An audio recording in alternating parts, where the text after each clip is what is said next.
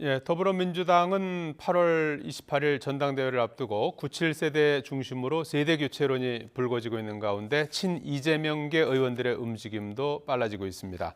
또 국민의힘은 다음 주 목요일이죠. 7월 7일 이준석 대표의 윤리위 징계 심의를 앞두고 당내 긴장감도 고조되고 있습니다. 한 주간의 정치권 이슈 이종훈 정치평론가, 차재원 부산가톨릭대 교수 두 분과 정리해 보도록 하겠습니다. 안녕하십니까? 예, 안녕하세요. 자, 먼저 이재명 의원 얘기를 좀 해보죠. 어제 정확히는 오늘 새벽인 것 같은데요. 이재명 의원이 SNS로 이제 당원들하고 이렇게 소통을 했습니다. 소소한 뭐 일상적인 대화를 주고받았는데 이런 것을 보면서 어떤 지지층 결집이라는 측면에서 어떤 당권 도전 행보다 이렇게 볼 수 있는 겁니까? 네, 그렇게 봐야 되는 거죠. 예. 그러니까 뭐 얼마 전에도 이 비슷하게 좀 소통을 한 그런 그 행사가 있기도 했습니다만, 그러니까 뭐 지금 말로는 108번뇌 중이다라고 이야기는 하시는데, 예. 지금 행동 반경은 점점 넓어지고 있습니다. 그래서 단순히 지금 뭐 출마 여부를 저울질하는 그 단계는 지금 넘어섰다.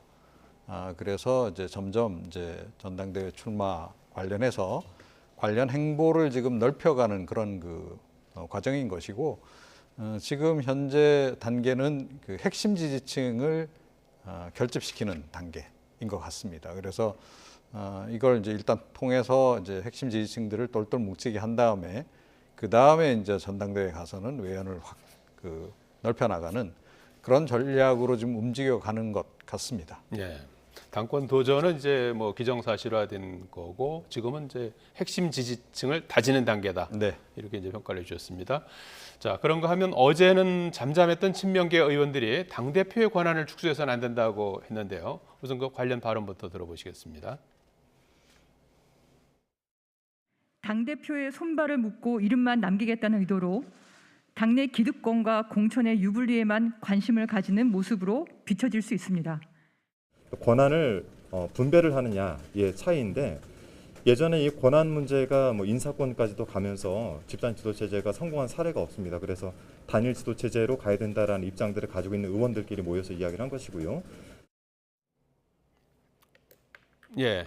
지금 그 인터뷰에 나선 두 분이 다 이제 친 이재명계 의원들이라고 그렇죠. 볼 수가 네. 있죠. 근데 네. 지금 당 대표 권한을 축소해서는 안 된다. 이제 이런 얘기가 네. 나왔는데 그 전후 맥락을 좀 설명을 좀 해주시겠습니까? 일단 뭐 앞서 말씀하신 것처럼 예. 이재명 의원의 그 당권 도전이 사실상 그렇습니다. 기정사실화되고 있지 않습니까? 예. 그렇다고 한다면 지금 민주당의 분위기를 보면 소위 말하는 의대명, 어차피 대표는 이재명이다. 예.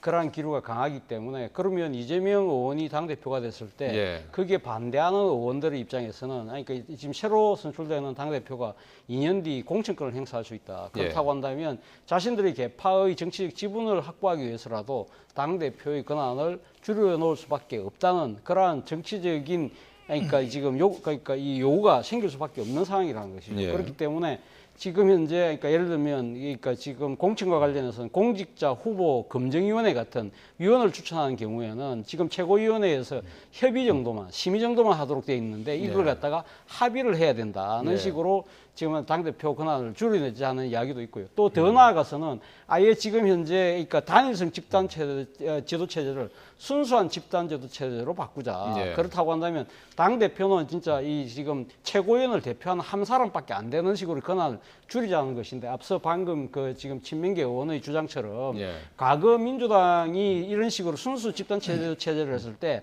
당이 하루도 조용한 날이 없었다. 소위 말하는 봉숭아 학당을 연출해왔기 때문에 이것은 안 된다는 것인데, 예. 지금 뭐 일각의 보도를 보면 당내에서 이러한 지금 그 이 당헌 당규를 개정하는 부분에 있어서 이 전준이라는 전당대회 준비위원회가 있는 것 같아요. 예, 지금 그러니까 가동되고 거기서 있는 거죠. 가동되고 있죠. 거기에서 지금 논의는 아마 당대표 권한을 축소를 해서는 안 된다. 기존대로 가자는 상황으로 가고 있고요. 반면에 그렇다고 한다면 지금 이 친명계가 요구하는 게 또 있습니다. 예를 네. 들면 전당대회에서 지금 대의원 비중이 너무 지나치게 지금 45%거든요. 그러니까 지금 득표의 45% 반영되는 부분을 좀 가감하게 줄이고 지금 10%에 거치고 있는 국민 여론조사를 좀 올리자는 부분도, 이 부분도 확 획기적으로 바꾸기는 힘드는데 약간은 미세 조정을 할 것 같습니다. 그렇기 네. 때문에 전준희 입장에서는 당권 권한을 줄이는 부분은 그러니까 이 친민계의 입장을 들어주고 그리고 지금 그러니까 전당대회 룰을 바꾸는 부분은 좀 친민계 입장을 들어주는 이 식의 약간은 좀 정치적 타협을 모셔가는 쪽으로 지금 방향을 모셔가고 있는 것 같습니다. 예.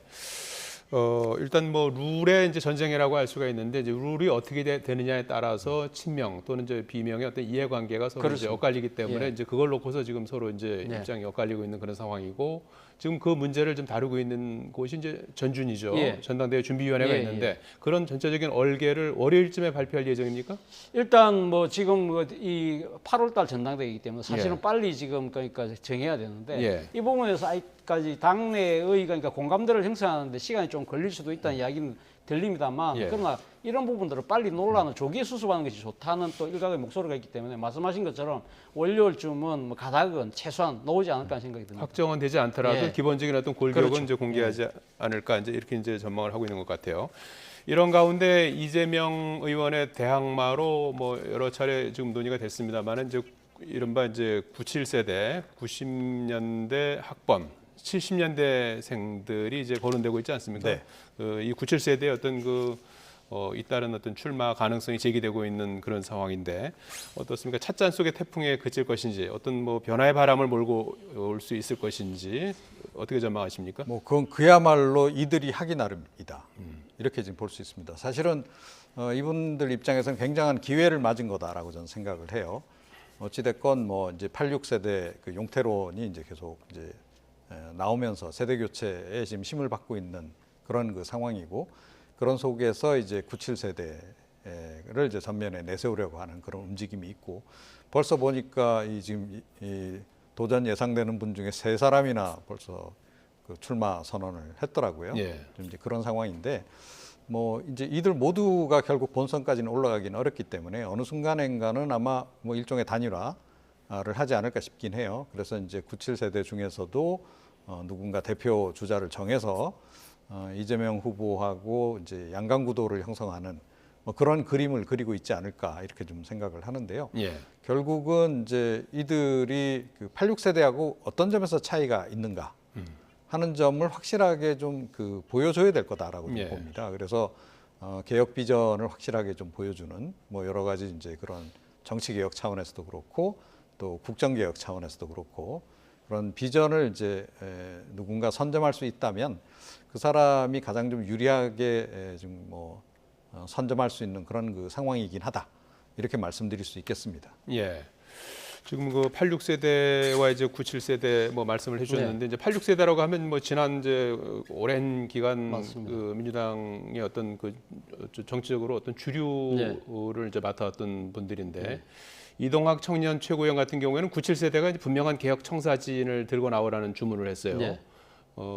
이거는 이제 97세대가 무엇을 지향하는지 확실하지 않다 이제 이런 비판일 텐데 어떻게 평가하십니까? 상당히 아마 이동학 최고위원이 하고 싶은 이야기는 또 좀 더 보태서 이야기를 드리면 좀 정치적 기회를 너무 보고 있었던 것이 아니냐는 아마 지적도 아울러서 하고 싶었을 겁니다. 왜냐하면 지난 대선에서 아깝게 민주당이 석패를 했습니다만 그 이후에 지금 진행되고 있는 당내 혁신의 목소리 그리고 또 지난 지방선거와 함께 실시되었던 그 인천 계양을에서의 보궐선거에서 이재명 그러니까 상임 고문이 출마하는 부분들에 대해서 상당히 이 97세대들이 지금 현재 지금 당권에 도전하면서 내세우고 있는 가치나 이런 여러 가지 주장들에 비하면 왜 그때는 침묵했느냐. 는 이야기가 나올 수밖에 없는 상황이거든요. 예. 그리고 또 한편으로는 사실은 지금 이번 지방선거에서 그러니까 참패를 하고 난 뒤에 여러 가지 당내에서의 새로운 뭐 기류들이 모색이 될 때 사실은 97세대들이 전면에서 앞서서 깃발을 먼저 들고 놓은 것이 아니라 친문주자들이 지금 결국은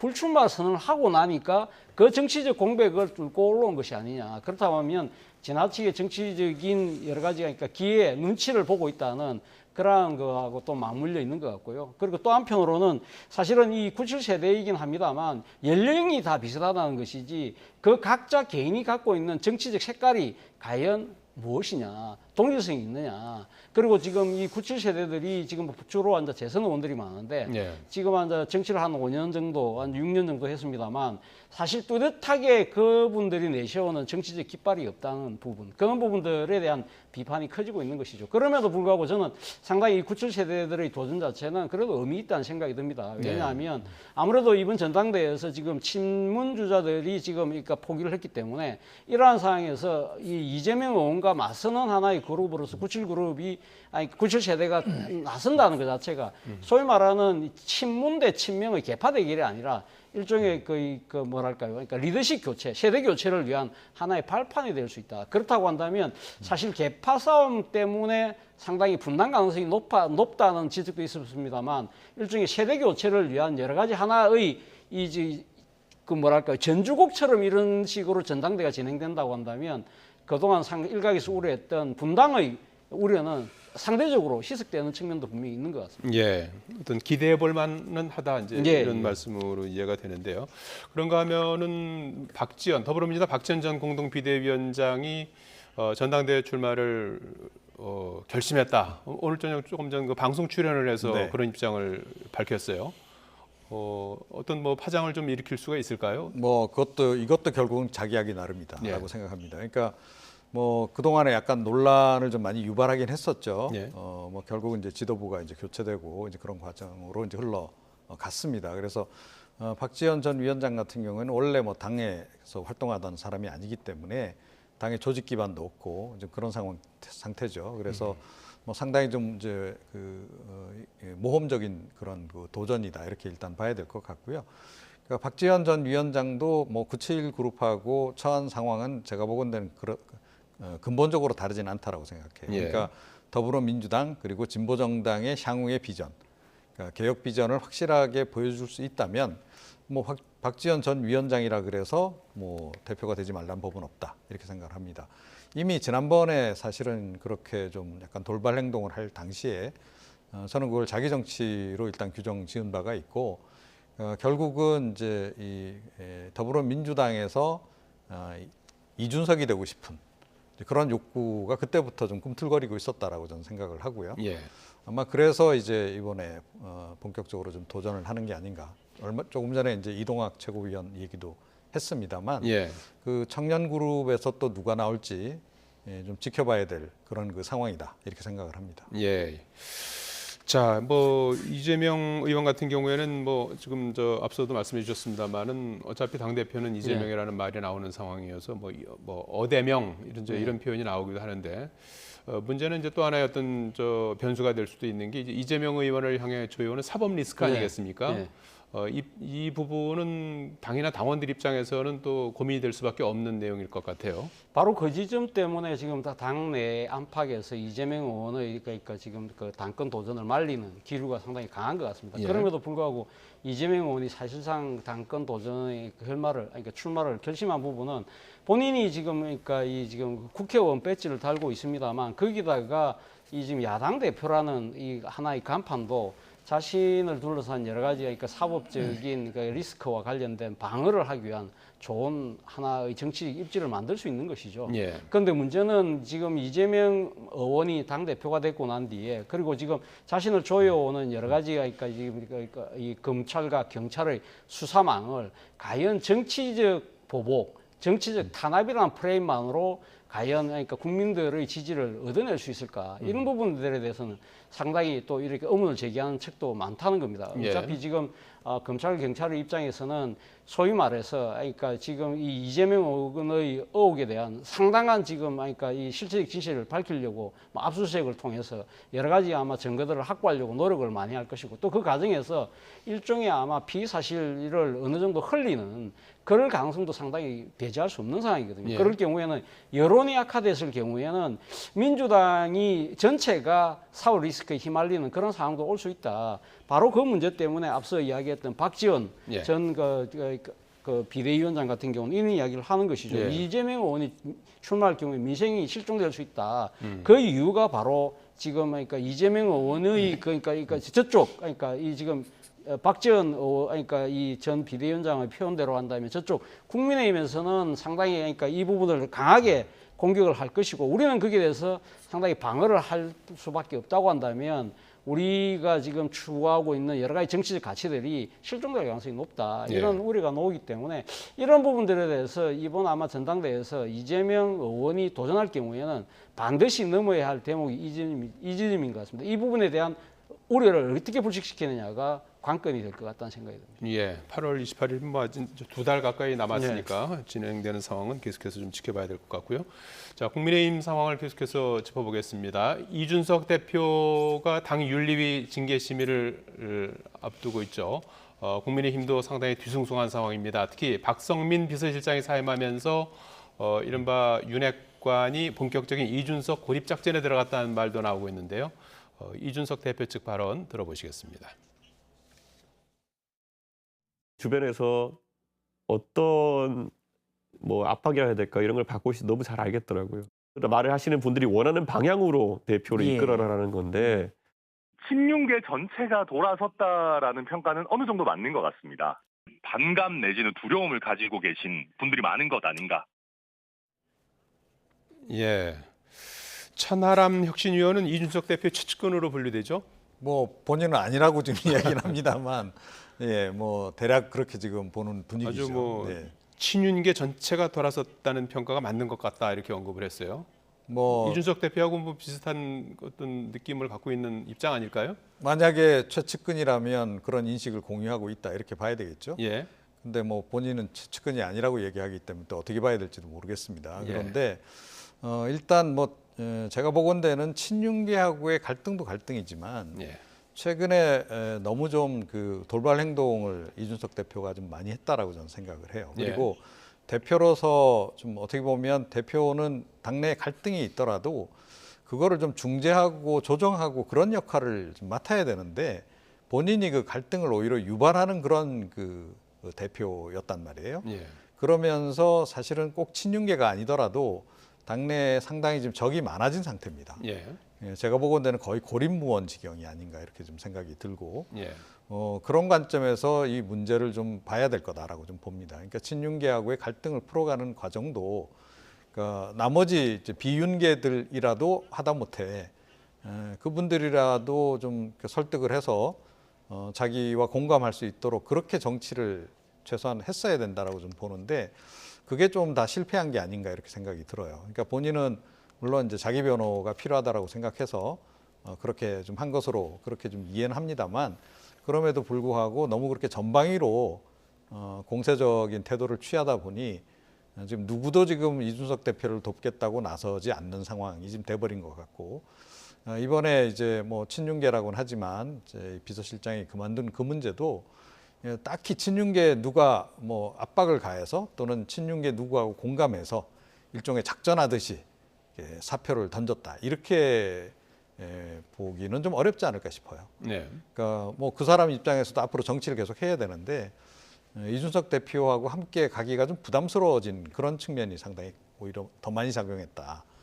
그렇게 본다라고 한다면 이준석 대표가 이제까지와의 그 좀 다른 행동들, 다른 그 행보들을 좀 보이지 않으면 이거 좀 쉽게 수습하기가 좀 어려울 것이다. 설령 윤리위에서 뭐 경징계 받아서 자기 직 지키는데 어려움이 없다 하더라도 리더십을 계속 유지하기가 좀 어려워질 수도 있다 이렇게 생각을 합니다. 예, 고립무원 뭐 사면초가 이준석 대표 이런 표현들이 많이 나오고 있는데요. 어제 윤석열 대통령이 귀국할 때는 이제 공항에 그 영접 나가서 깜짝 영접을 이제 하기도 했는데요. 윤심에 구애한 것이다 이런 평가도 나왔어요. 뭐 상당히 그 평가가 일리가 있죠. 네. 사실은 뭐 지난번 그러니까 이 윤 대통령이 출국할 때는 상당히 많은 사람들이 그러니까 이 지금 당 대표인 이준석 대표가 나가느냐 안 나가느냐 상당히 많이 관심을 갖고 있었는데 본인이 안 나갔거든요. 그때 뭐라고 이야기했냐면 윤 대통령께서 허례의식 같은 걸 싫어한다. 그렇기 때문에 뭐 굳이 뭐 그런 식의 그러니까 지금 당 대표가 나가는 부분은 그런 간행을 좀 깰 필요가 있다고 했는데 이번에는 그러면 지금 돌아올 때는 왜 나갔느냐 그 부분에 대해서는 크게 지금 뭐 그러니까 이 지금 이 상황 자체가 크게 변한 건 없지 않습니까? 예. 그런 측면에서 본다고 한다면 아무래도 자신을 흔들려고 하는 소위 윤핵관들을 비롯한 그러한 당내의 그런 세력들에 대해서 지금 이제 윤 대통령의 마음은 여전히 나에게 있다는 걸 갖다가 좀 과시하기 위한 하나의 그 몸짓이고, 또 한편으로는 윤 대통령에게도 지금 저렇게 깍듯하게 인사하고 하는 부분들이 사실은 그러니까 저는 윤 대통령의 뜻과는 배치되지 않도록 열심히 잘하겠습니다는 나름의 충성 다짐을 위한 하나의 또 의뢰로도 볼 수도 있는 것이죠. 그리고 또 사실은 뭐 어제 근데 이 지금 공항 행사에서 두 분이 지금 이렇게 악수한 것은 3초라고 그래요. 그렇기 때문에 과연 그것이 뭐 얼마나 큰 정치적 그러니까 영향이 있겠냐는 이야기도 합니다만, 정치에서 또 한 장의 그러한 이 사진 자체가 지니는 또 의미도 크거든요. 그런데 문제는 이 3초가 지니고 있는 정치적 의미도 있지만, 문제는 이 지금 그 윤 대통령과 이준석 당대표의 관계가 과연 이렇게 순풍에 돛단듯처럼 갈 것처럼 보이지는 않잖아요. 그렇다고 한다면 지난번 이 출국 전에 윤 대통령께서 도어스태핑, 적성문답을 통해서 했던 이야기, 당무에 대해서는 내가 관여할 사항이 아니라고 선을 그었던 부분, 이 부분에 대해서 입장 변화를 과연 유도해낼 수 있는가가 아마 향후 이준석 당대표의 거취와 상당히 중요한 하나의 관전 포인트가 되지 않을까 생각이 듭니다. 차 교수님은 윤심은 무엇이라고 생각하십니까? 저는 윤 대통령 입장에서는 죄송합니다. 윤 대통령 입장에서는 사실 이러한 식의 당내 분란이 지속되는 것에 대해서는 저는 내심으로는 상당히 정치적으로 어떤 식으로든 내가 개입해야 되지 않겠냐는 생각을 하고 있지 않을까 생각이 듭니다. 걱정스럽게 보고 걱정스럽게 있다. 본다. 예. 지난번 국회가 파행됐을 때 윤 대통령이 섰던 어법을 빈다면 국민이 숨이 넘어가는 상황이지 않습니까? 국민이 숨이 넘어가는 상황인데, 지금 국정을 책임지고 있는 지금 여당 지도부가 지금 이런 식의 그러니까 자기 공천을 둘러싼 일종의 밥그릇 싸움을 하는 듯한 모습으로 비치는 부분에 대해서는 윤 대통령께서 어느 정도 일정하게 좀 이 질책을 하는, 저는 정치적 해초리를 들 필요가 있다는 생각도 듭니다. 예. 결국은 뭐 다음 주 이제 7일 목요일로 예정된 징계위원회가 이제 있지 않습니까? 그 전후로 해서 이제 뭐 가닥을 잡을 걸로, 또는 뭐 더 확산될 수도 있고, 좀 그 날을 기준으로 해서 이렇게 사건 전개가 또 방향을 잡을 걸로 이렇게 예상이 되는데, 징계 처분이 없거나 유예될 가능성은 어떻게 보십니까? 그럴 가능성도 있다고 봅니다. 예. 그러니까 사실은 정치적인 접점을 찾는 건가요, 그러면? 뭐 그렇게 볼 수 있겠죠. 예. 그러니까 또는 이제 타이밍을 이제 조정하는 거일 수도 있고요. 그래서 지난번에도 사실은 뭐 윤리위에서 결정을 할 듯하다가 한번 또 유예한 거 아니겠습니까? 그래서 당분간 계속 이런 유예를 거듭할 가능성이 좀 없잖아 있다라고 좀 생각이 들고요. 뭐 그건 역시 이제 정치적 고려 때문에 이제 그런 거죠. 그러니까 그 정치적 고려라고 하는 것은 만약에 이제 뭐 중징계를 생각하고 있다면 윤리위에서 그 중징계가 몰고 올 후폭풍에 대해서 좀 고민을 하지 않을 수 없겠죠.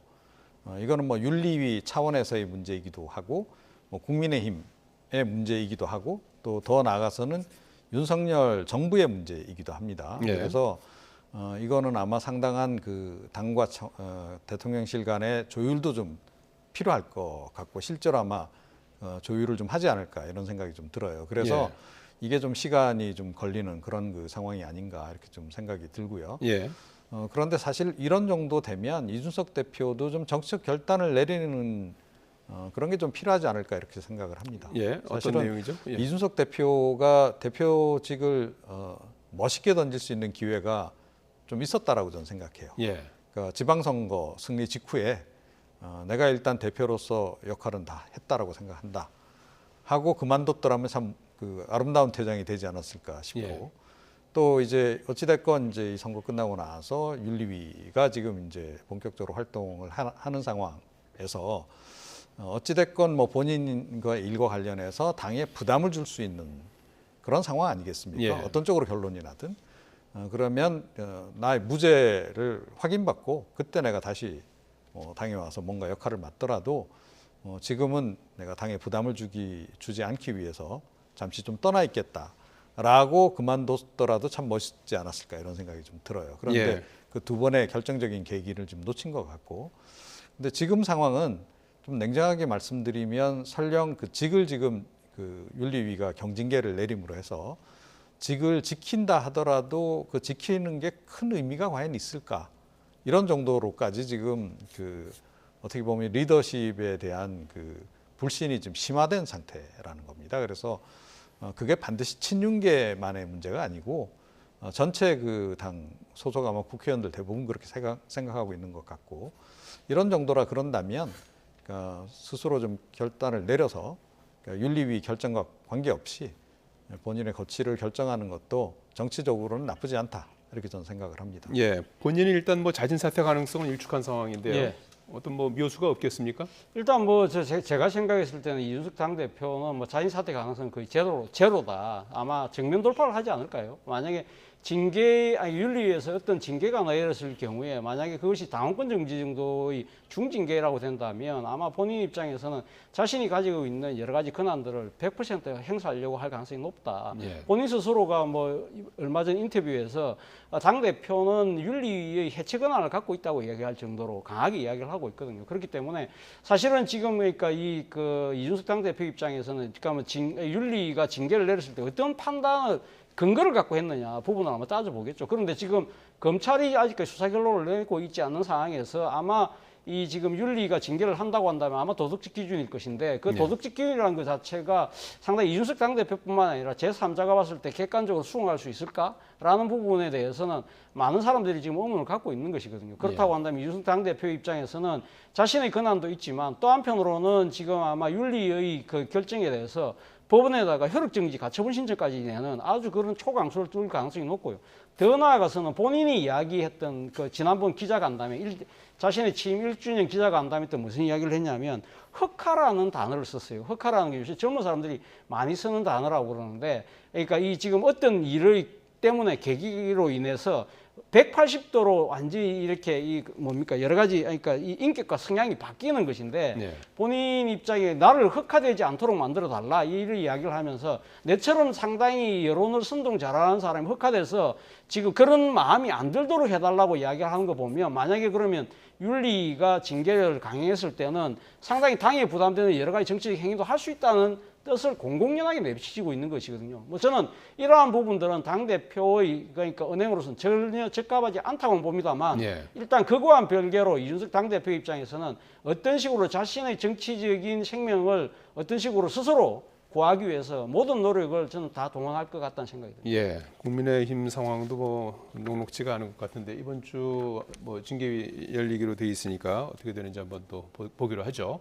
자, 계속해서 국회 상황도 좀 살펴보겠습니다. 국민의힘 권성동 원내대표가 오늘 귀국했습니다. 주말 사이에 아직 뭐 오늘 토요일인데 만났다는 얘기는 아직 들어오질 않고 있는데 민주당 박홍근 원내대표와 만나겠다고 했습니다. 지금 그 양측의 입장은 상당히 팽팽하고 어찌 보면은 상당히 그 접점이 나올까 하는 걱정도 좀 듭니다. 어떤 협상안을 갖고 만날 수 있을까요? 네, 근데 이거는 일단 이 영원히 끌 수 없는 사안입니다. 시한이 있는 사안이다 이렇게 봐야 됩니다. 물론 이제 뭐 의원들이 협의를 안 해서 그동안 원구성 일자가 굉장히 뭐 지연되기도 하고 언제는 좀 빨리 되기도 하고 그 날짜의 차이가 있긴 합니다만 그럼에도 불구하고 만약에 원구성을 계속 안 하고 뭐 2달, 3달 간다. 더군다나 이제 9월 정기국회 전까지도 원구성을 예를 들어서 안 하는 상황이 왔다. 국민들이 가만히 있겠습니까? 예, 당신들 세비 내놔라. 도대체 뭐하냐? 국회 해산하자. 이런 얘기 당연히 나올 거예요. 그렇죠? 할 일도 안 하는 국회의원들한테 우리가 세금으로 돈 줄 이유가 없는 거잖아요. 자, 그래서 그걸 여야가 지금 모르는 상황은 아니다라고 저는 보고요. 지금 끝까지 지금 힘겨루기를 좀 하고 있는 겁니다. 그럼에도 불구하고 제가 보건대는 7월 중순을 넘기기는 상당히 부담스러울 것이다. 양쪽 다. 일단 뭐 재헌절 이야기하신 분도 있는데 뭐 재헌절 때 국회의장도 없이 재헌절 행사 하겠냐 뭐 이제 이런 얘기도 있고 뭐 근데 그런 그 재헌절 행사 그 이전에 지금 제가 보건대는 원구성 협상 계속 안 하면 국민들이 폭발하기 일보 직전이기 때문에 아마 이제 할 거다라고 저는 생각이 들고요.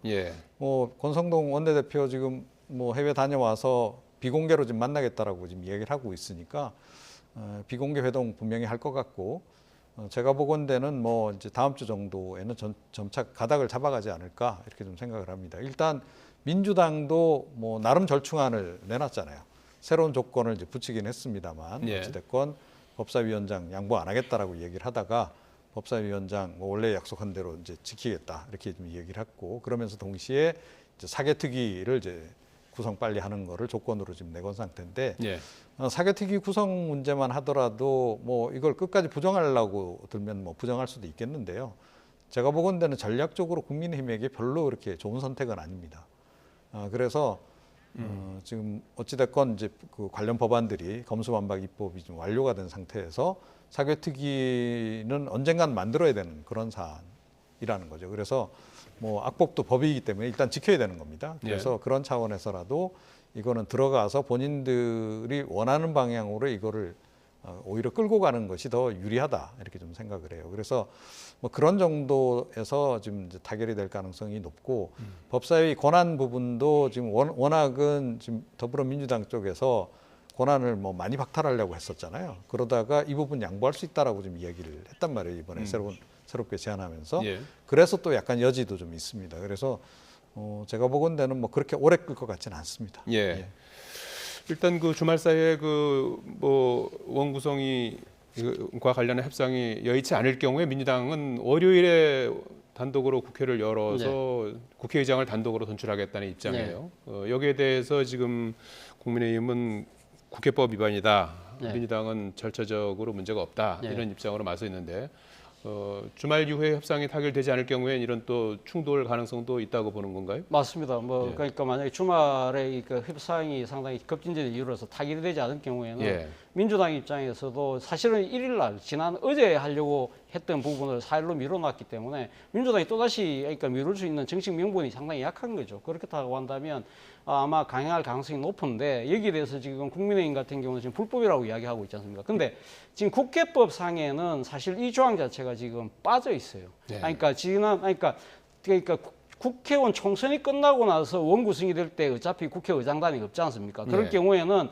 국회 사무총장이 본회의를 소집하고 그리고 소집된 회의에서 다선자가 그 사의를 봐서 국회의장을 뽑는 것이 명시적으로 규정이 돼 있는데 지금 그러니까 전반기를 마치고 후반기로 넘어갈 때는 사실은 원래는 국회의장의 임기 만료 5일 전에 후임 의장을 뽑도록 돼 있었는데 안 뽑았다는 거죠. 그러니까 지금 회의를 주재할 사람이 없어요. 그렇다 보면 이거는 말 그대로 입법 미비거든요. 그렇다고 한다면 지금 민주당 입장에서는 그러면 국회의원 총선이 끝나고 나서 처음 원구성할 때의 규칙을 그대로 준용할 수밖에 없다고 하는 것이 민주당의 주장이고 그거는 그러니까 국민의힘은 그거는 초창기 그러니까 선거 이후에 원구성할 때의 규정을 왜 지금 전반기에서 후반기로 넘어가는데 사용하느냐 이렇게 지금 서로 양쪽이 아전인수격적으로 지금 충돌하고 있는 상황이기 때문에 이 부분은 아마 입법 미비 때문에 벌어지는 상황이긴 합니다만 그러나 어차피 지금 국회 원구성이라는 부분이 상당히 지금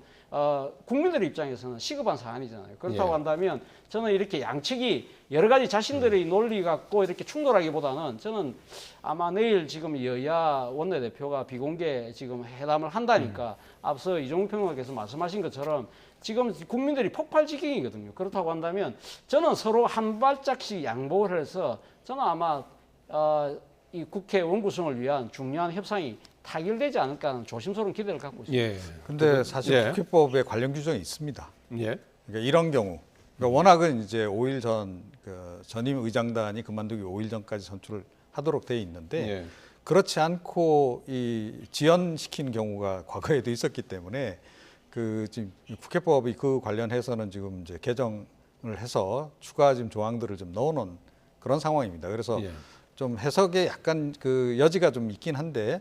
일단 회의를 여는 거는 좀 문제가 없습니다. 국회 사무총장이 일단 대신하게 돼 있고, 그 다음에 이제 이 의장단 선출 관련한 부분은 뭐 일부 언론에 좀 나오기도 했습니다만, 그 회의를 할 때 그 최다선 의원이 회의를 맡도록 그래서 의장단을 선출할 수 있도록 이렇게 잘 안 보입니다만 그런 규정은 일단 돼 있습니다. 국회법에. 그래서 법을 완전히 지금 뭐 불법이다, 법을 위반했다 이렇게까지 보기는 어려운데 뭐 가능하면 사실은 이제 원래 취지대로 좀 선출을 했어야 되는 거죠. 그래서 보면 지금 현재는 여야 모두 이제 그런 부분에서는 조금 이제 책임이 좀 있는 것이고 지금이라도 빨리 일단은 하는 것이 뭐 정답이겠죠. 아니 근데 아까 국회법에 그런 조항이 있다고 말씀하셨는데 18조 3항에서 이야기하는 부분이 있는데 예. 그거는 그러니까 지금 의장 직무대행에 대한 조항이고요. 예. 그러니까 지금 그 국회 소집하는 부분에 있어서 사무총장이 한다는 부분은 선거 이후에 첫 번째 소집되는 회의에 대해서 소집권은 사무총장이 규정하고 있지만 지금 전반기에서 후반기로 넘어갈 때 공박이 벌어졌을 때 그 부분에 대해서는 국회법 조항이 빠져 있습니다. 예. 그, 뭐 다시 한번 확인을 예. 해보십시오. 예. 그렇게 뭐 좀 논란이 있는 만큼 좀 여야가 좀 대화와 타협을 네. 통해서 원고성 협상을 좀 마무리 지었으면 하는 그런 바람을 담아봅니다. 예, 지금까지 정가 소식 이정훈 정치평론가 차지원 부산 가톨릭대 교수 두 분과 말씀 나눠봤습니다. 고맙습니다.